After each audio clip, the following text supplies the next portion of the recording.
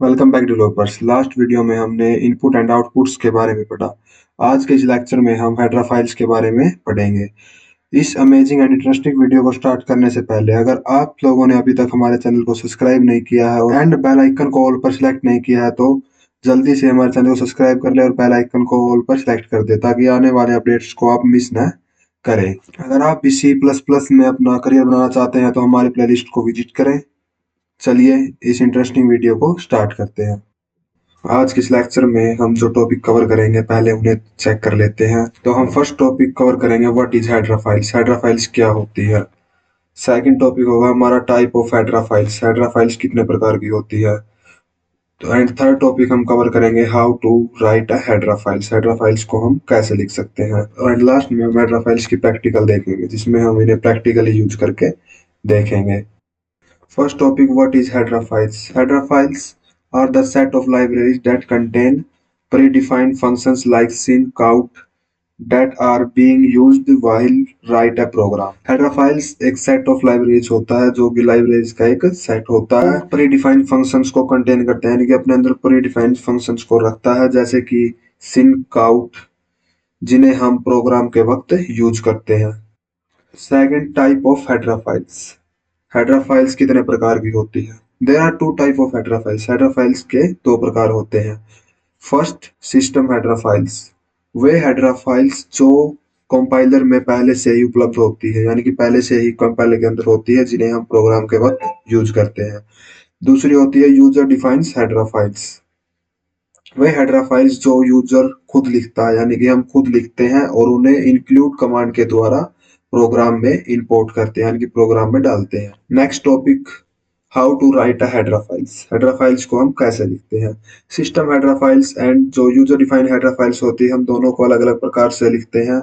जैसा कि आप यहाँ पर देख सकते हैं हम सिस्टम हेडर फाइल्स को हैज इंक्लूड एंगुलर ब्रैकेट्स लगा के आई स्ट्रीम जो हमारी सिस्टम हेडर फाइल्स है ये उसका नाम है। हम इसे इस प्रकार से लिखते हैं। Then user define header files इनको हम लिखते हैं and hash include double slash के अंदर बंद कर देते हैं हम हमारी हेडर फाइल्स के नेम को। इस प्रकार हम यूजर डिफाइन हेडर फाइल्स को लिखते हैं एंड इस प्रकार हम सिस्टम हेडर फाइल्स को लिखते हैं। आप यहाँ पर चेक कर लें। एंड जो ये आपको स्लाइड्स दिखाई दे रही है ये हम आपको नोट्स को डिस्क्रिप्शन में डाल देंगे। आप वहां से इन्हें चेक कर सकते हैं एंड डाउनलोड कर सकते हैं। Now start the practical. चलिए अब हम हमारे प्रैक्टिकल को स्टार्ट करते हैं। हम हेडर फाइल्स को प्रैक्टिकल रूप से कैसे यूज करते हैं ये देख लेते हैं। आप देख सकते हैं मैंने VS कोड को ओपन कर लिया। अब मैं यहाँ पर पहले बेसिक कोड लिख लेता हूँ।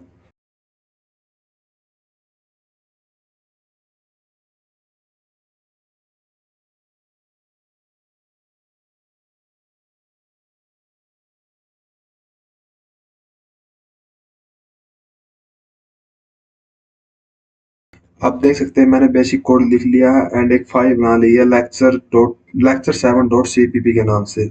इसमें अब हम देखेंगे कि system header files and user defined header files क्या क्या होती है। जैसे कि आप देख सकते हैं कि यहाँ पर लिखा हुआ है इंक्लूड आयोस्ट्रीम यानी कि हैज इंक्लूड आयोस्ट्रीम। ये क्या है, ये एक सिस्टम हेडर फाइल्स है। जैसे कि हमने सिस्टम हेडर फाइल्स यहाँ पर ऐड कर दिया तो अब ये कोड रन हो जाएगा। चलिए हम कोड को रन करते हैं। तो हम कोड कर लेते हैं रन। तो आप देख सकते हैं कि ये कोड रन हो चुका है। एंड देन अगर हम इस हेडर फाइल्स को हटा देते हैं यानी कि हम सिस्टम हेडर फाइल को यहाँ से हटा देते हैं और अब अगर हम रन करके देखते हैं कोड को तो यहाँ पर एक एरर आ रहा है। CUT है मतलब ये पूछ रहा है कि CUT है ना, जो ये फंक्शन है CUT COUT है तो ये क्या है। मतलब ये जो फंक्शन है इसके बारे में हेडर फाइल्स में स्टोर था इसलिए हम इस फंक्शन का यूज कर पा रहे थे। अब जो ये है जो फंक्शन है COUT ये डिक्लेयर नहीं है कि ये क्या है, ये क्या काम करता है। अगर हम दोबारा से यहीं पर हेडर फाइल्स को इंक्लूड कर देते हैं।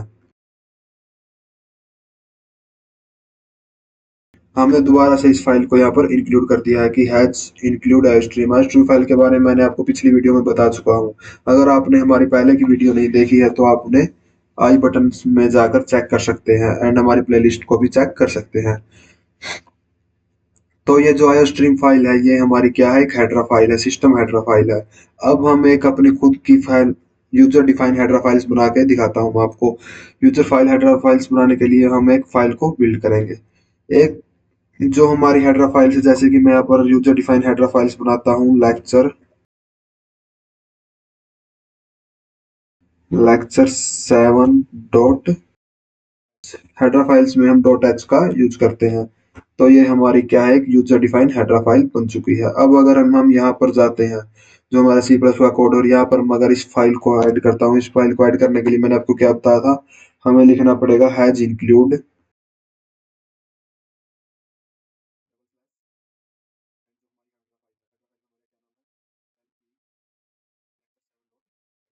इसे हम यहाँ पर कर देते हैं इंक्लूड।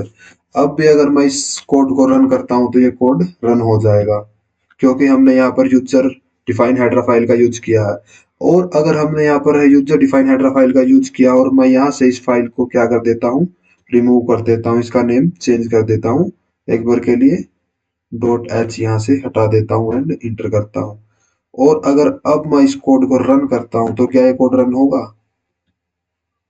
नहीं, ये कोड रन नहीं होगा। ये पूछ रहा है कि लेक्चर डॉट सेवन जो हेडर फाइल है वो हमारे पास नहीं है। अगर मैं दोबारा से यहाँ पर इसे डॉट एच कर देता हूँ, lecture dot seven H, lecture dot seven H and enter करता हूँ, तो अब जो हमारा ये कोड है ये रन हो जाएगा, क्योंकि ये जो हमारी यूजर डिफाइंड हेडर फाइल्स है ये इसकी डायरेक्टरी में है। सो आज के लेक्चर को हम समाप्त करते हैं। आज के लेक्चर में हमने पढ़ा कि हेडर फाइल्स क्या होती है, हेडर फाइल्स का हम कहाँ पर यूज करते हैं, इन्हें यूज क्यों करना है, हेडर फाइल्स कितने प्रकार की होती है। Thank you for watching this lecture. मिलते हैं अगले लेक्चर में, तब तक के लिए जय हिंद।